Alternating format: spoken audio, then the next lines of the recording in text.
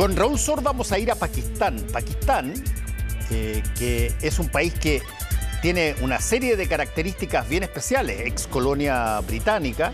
Bueno, Pakistán tuvo una jornada pero tremendamente violenta, brutal. Salió la gente a la calle indignada porque en torno a la detención del ex primer ministro pakistaní. Y salió gente a defenderlo aparecieron fuerzas policiales y gente que también estaban ahí en la calle.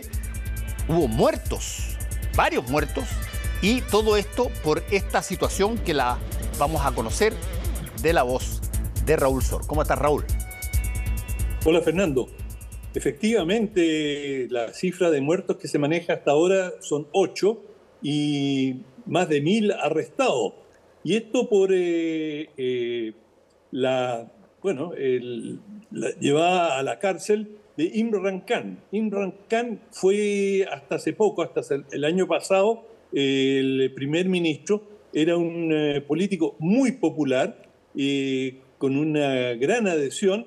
Las encuestas ahora incluso señalan que tiene un 61% de aprobación, y en un voto de desconfianza en el Parlamento, en una moción de censura, lo acusaron de negocios turbios, de haber recibido coima, y por corrupción lo sacaron del Parlamento.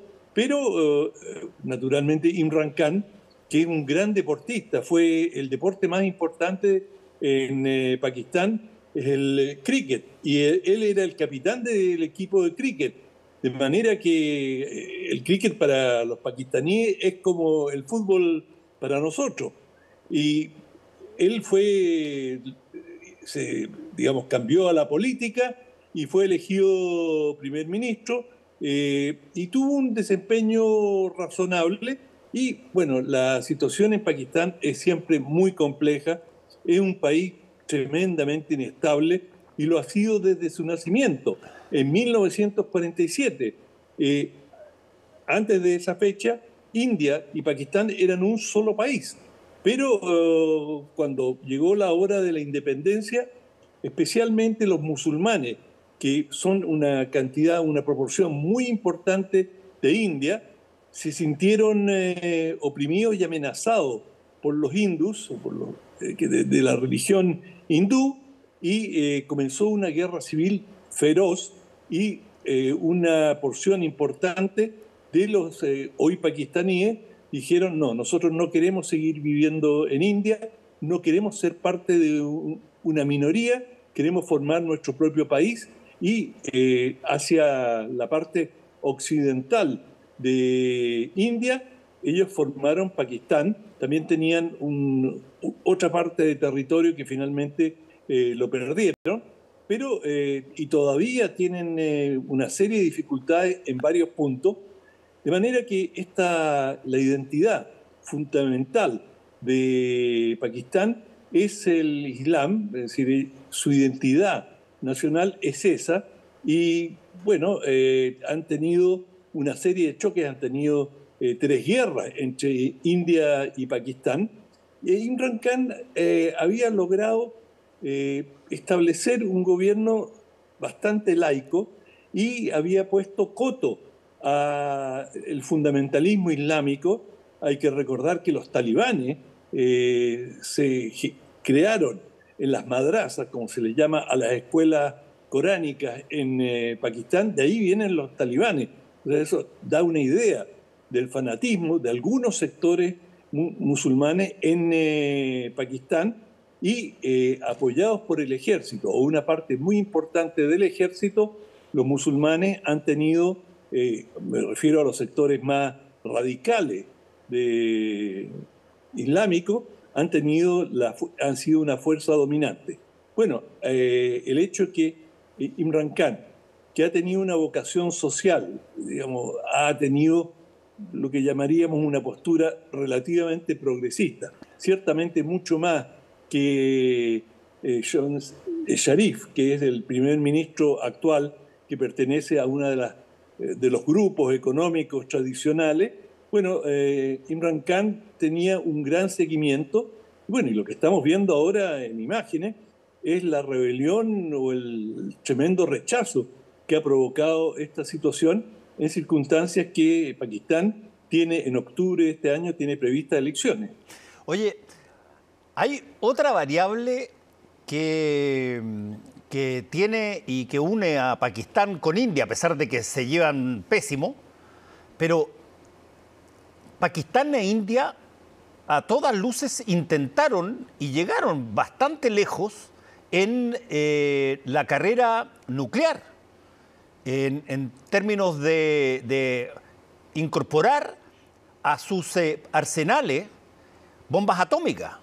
Acuérdate tú que los amenazaron tanto Estados Unidos como Rusia en un momento dado, a pesar de que se ayudaban por ahí también, pero ellos tuvieron incluso hasta detonaciones de prueba, tanto India como Pakistán. Así es. Efectivamente, los dos son potencias nucleares y también Pakistán ha experimentado, India está mucho más adelantada en cohetería, porque no te sirve de mucho tener bombas atómicas si no tienes cómo lanzarlas y por un vector.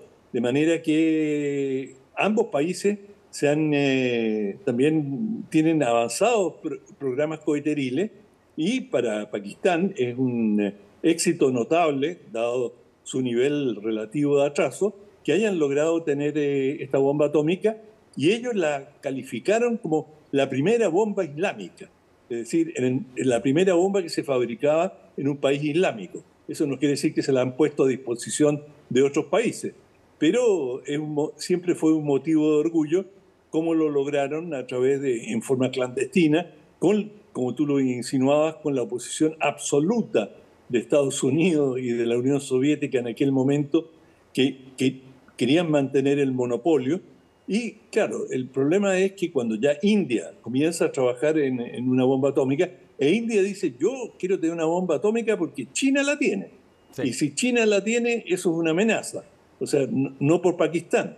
Pero cuando Pakistán se da cuenta que India lo está haciendo, bueno, y habiendo tenido esa cantidad de enfrentamientos y choques en el norte, en la frontera, permanentemente en Cachemira, bueno, dicen, nosotros también lo vamos a hacer, y tienen un científico particularmente dotado que les desarrolla la bomba y que ahora también se dice que Pakistán ha contribuido a que otros países, como Corea del Norte, obtuviera alguna información y a la inversa.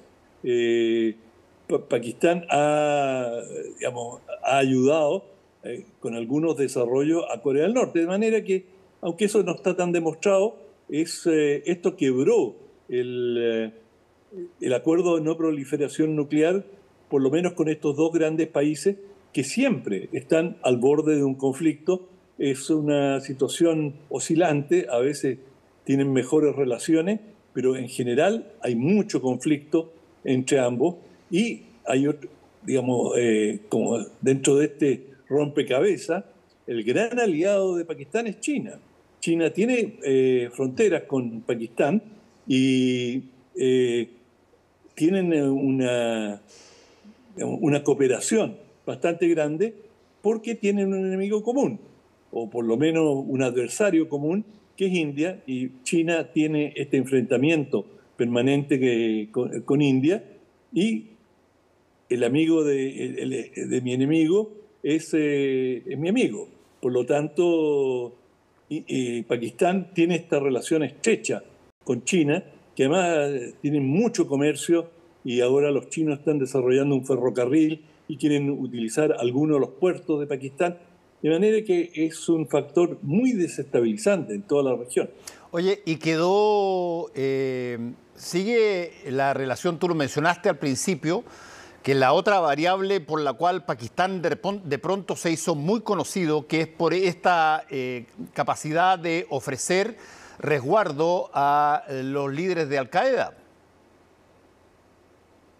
Claro, y de hecho Al-Qaeda empezó en Pakistán, ahí se formó, y Pakistán, sobre todo durante la invasión soviética a Afganistán, bueno, allí los los pakistaníes y sobre todo su servicio de inteligencia, el ISI, fue central en el apoyo y en eso colaboraron con Estados Unidos para fortalecer la lucha contra los rusos, los soviéticos en aquel entonces, y Pakistán fue la retaguardia desde la cual operaba Osama Bin Laden, que pasó mucho tiempo en Pakistán y de hecho murió en Pakistán.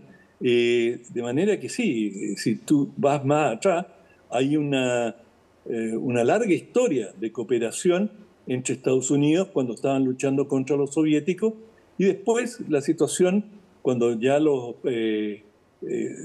Afganistán pasa a ser de los talibanes, bueno, la situación naturalmente cambia.